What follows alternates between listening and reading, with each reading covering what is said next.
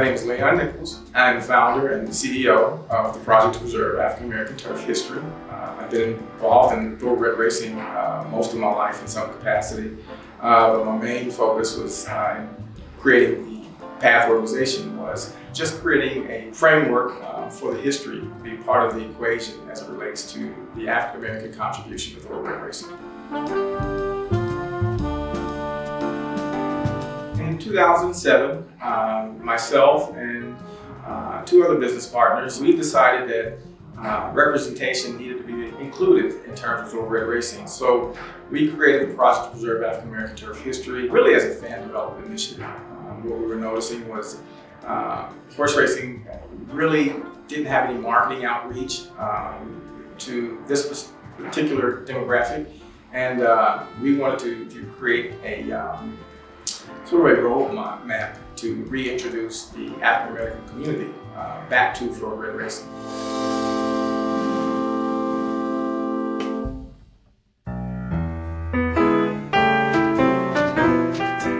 If there's any one single person responsible for the fascination with sport in North America, it would be Isaac Murphy. Isaac was here, as it related to the Kentucky Derby, the first three-time winner of the Kentucky Derby.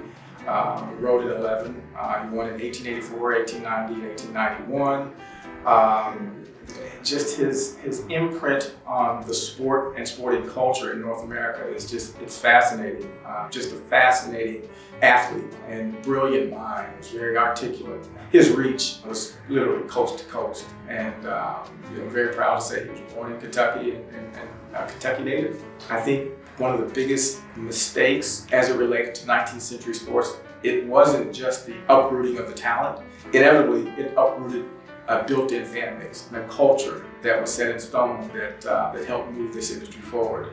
And when you see that divide happening, long term it had dire consequences on the sport as it relates to competing with mainstream sport today. When you talk about the NBA, the NHL, and NFL, and how diverse they are, now we know, 100 years later, that diversity and inclusion is the bedrock to growth of any industry, and horse racing is no different.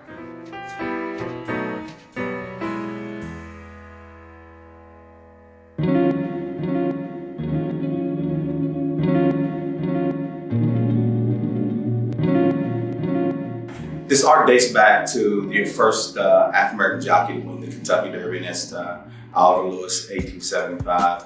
And it runs all the way up through Jimmy Wakefield, 1901, 1902. Right now what you see is a PPAATH collection done by Miss Audrey Benefit. Audrey paints more or less on a realistic image style. Audrey has been able to create the faces to the stories that we tell. My name is Lamont Collins, founder and CEO of Roots 101 African American Museum, located in Louisville, Kentucky. The museum is a journey of the African American journey from Africa to America.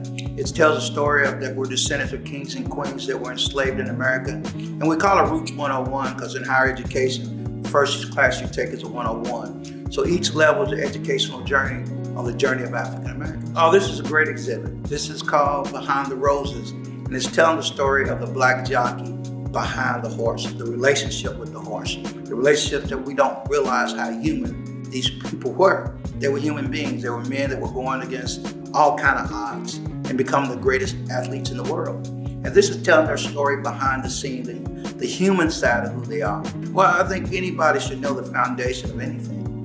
And the horse racing was the foundation for black athletes a long time ago. As a matter of fact, the black athlete was the greatest athlete in the world.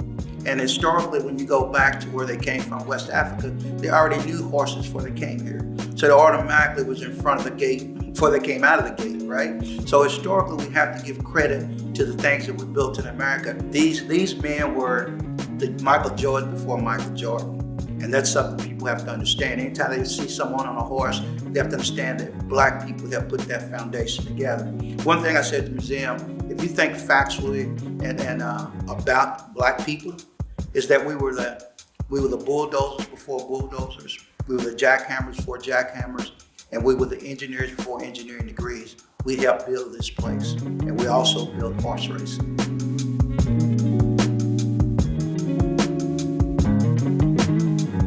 I think our younger people now, the disconnect comes from the fact that they don't see themselves attached to the sport. When you turn that Kentucky Derby on that Saturday, we just don't see ourselves. And I think that's what our organization does and does very well, as we try to educate our younger people that we had the success in the sport, but not only that, we have a kinship with the sport. So in doing that, I think that's the driver and that's the lead in to bring some of our young folks back into the sport if they should choose to. I think when you look at your marketing materials and your publications, I think diversity and inclusion has to be a part of that if this sport is going to grow beyond its current state. And that was what prompted us to really unearth a lot of these stories and get them out there, because we knew that if people understood the narratives behind them and the age range. These were boys. These were 10, 11, 12-year-old boys, but they helped move a massive industry in Kentucky forward. When you understand your history, when you can look in the mirror and see who you are and an image of who you are, not what people tell you are.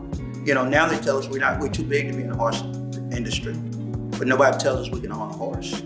Nobody tells us we can still be trainers. So we have to understand how we fit in, make sure we fit in, and we'll be the horse trainers that win the derbies every day.